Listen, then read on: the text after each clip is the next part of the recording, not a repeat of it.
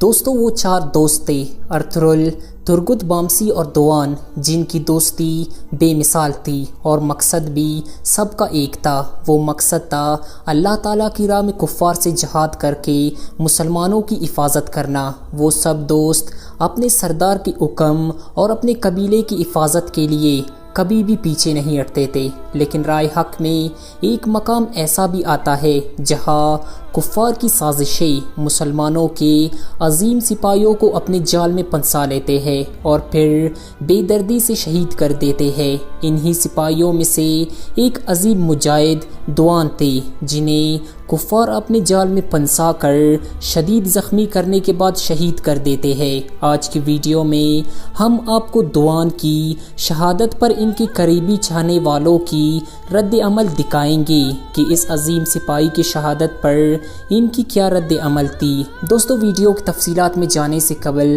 آپ سے ایک چھوٹی سی گزارش ہے کہ اگر آپ نے چینل کو سبسکرائب نہیں کیا تو اسے ضرور سبسکرائب کر لیں۔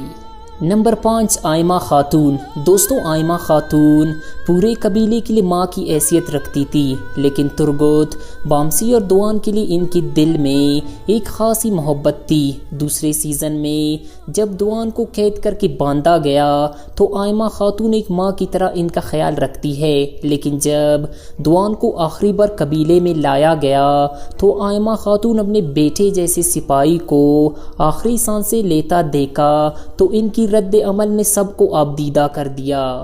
نمبر 4، دندار۔ ناظرین، دندار ہی وہ شخص تھا جس کی وجہ سے اس مرد مجاہد کی شہادت ہوئی۔ جب کونیا جاتے ہوئے دندار نے کنیلی خاتون کو بتایا تو اس کے والد کے ذریعے یہ بات دشمنوں تک پہنچ جاتی ہے اور وہ ان دونوں کو اپنے جال میں پھنسا کر ان پر حملہ کر دیتے ہیں۔ اس حملے میں دوان کو شدید زخمی کر دیا جاتا ہے۔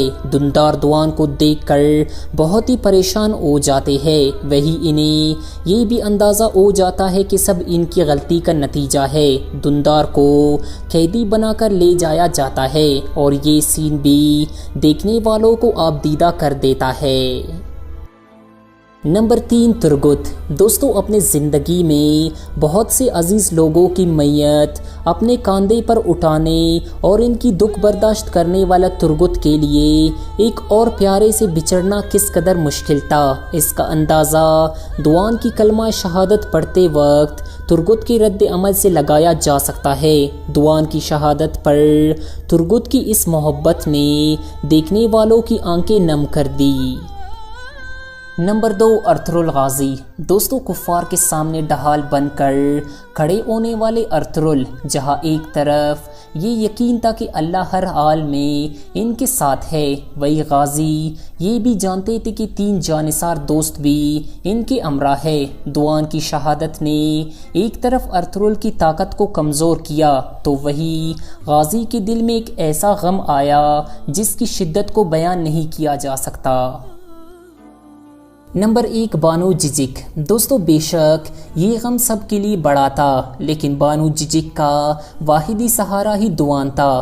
بانو کی ہر خوشی اور مستقبل کا ہر خواب دوان کے گرد گھومتا تھا، لیکن محبت کا یہ اختتام بھی خوبصورت تھا، کیونکہ دوان بانو کو 2 تحفہ دے کر جا رہے تھے، ایک اپنے آنے والے بچے کا اور دوسرا ایک شہید کی بیوہ ہونے کا اعزاز۔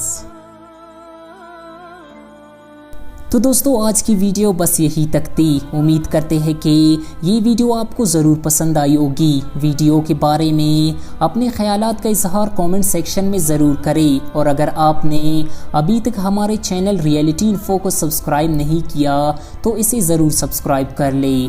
Thanks to watch. اللہ حافظ۔